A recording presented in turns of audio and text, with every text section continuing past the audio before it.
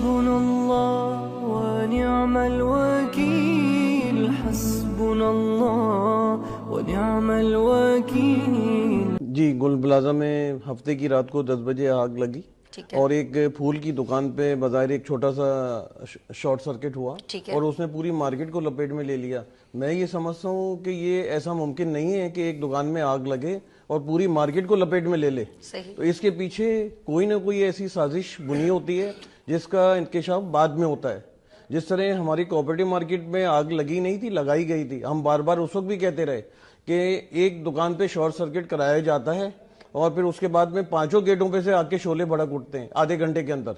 तो ये कौन सा अलमिया, ये कहाँ? इसके लिए जो ना एक कमीशन बनना चाहिए। जिस मार्केट में आग लगी है उसकी हमने FIR लॉन्च की है और उसका रिजल्ट आना चाहिए, उसकी इन्वेस्टिगेशन होनी चाहिए। अब तक यहाँ मुसीबत यह है कि एक फायर एक्सीडेंट हो जाता है और उस पर जो है एक कमीशन भी बनाया जाता है, IO भी मुकर्रर कर दिया जाता है, पर वो अपनी इंक्वायरी नहीं करता, उसको फाइल सर्च खाने में डाल दी जाती है।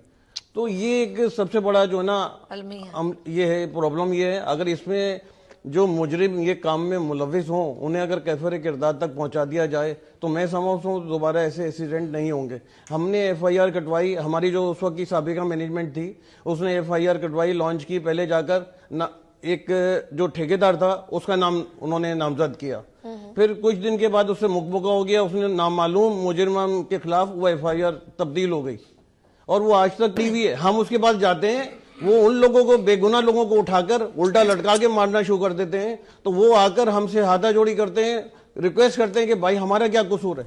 तो जो मुजरिम है उसको तो पकड़ा ही नहीं जाता। वो इतना मजबूत और इतना ठोस उसके पास में सोर्स होती है जो जिसकी वजह से उसको जो है कोई हाथ नहीं डालता।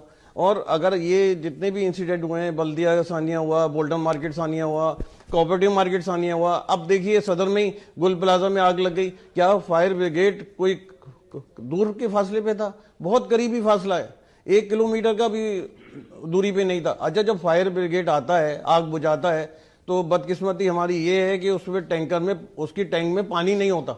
अगर पानी होता है तो आधा टैंक होता है, थोड़ी सी देर के बाद वो कहता है पानी खत्म हो गया, दूसरा टैंक में मंगा रहा हूं। तो भाई आग तो बढ़ती चली जाती है। अच्छा, आग बढ़ती चली जाती है, फिर कुछ तकरीबकारी अनासिर भी मैं समझता हूँ हर जगह मुलविस हैं। ये गुल प्लाजा में भी मेरे जहां तक मैं जिस नजरिए से देख रहा हूं ऐसा मुमकिन नहीं है कि 10 बजे एक आग लगी और 10:30 बजे उसने पूरी मार्केट को लपेट में ले लिया। ये नामुमकिन है। और फायर ब्रिगेड भी इतना करीब है और लोग भी वहां मौजूद थे, वो निकल नहीं सके। कभी भी मार्केट के अंदर, हमारी मार्केट में भी या किसी भी मार्केट में एक छोटा सा शॉर्ट सर्किट होता है या कोई आग लग जाती है तो हमारे पास फायर सिलेंडर होते हैं, हम फौरी उसको स्प्रे मार के बुझा देते हैं। मार्केट इंतजामिया भी होती है, वो भी हरकत में आती है। तो पहले अपने तौर पे तो कोशिश करें, फिर उसके बाद फायर ब्रिगेड, हम तो अपने तौर पे कोशिश करने के साथ ही फायर ब्रिगेड को फोन कर देते हैं कि भाई ऐसा कोई हादसा ना हो जाए बड़ा।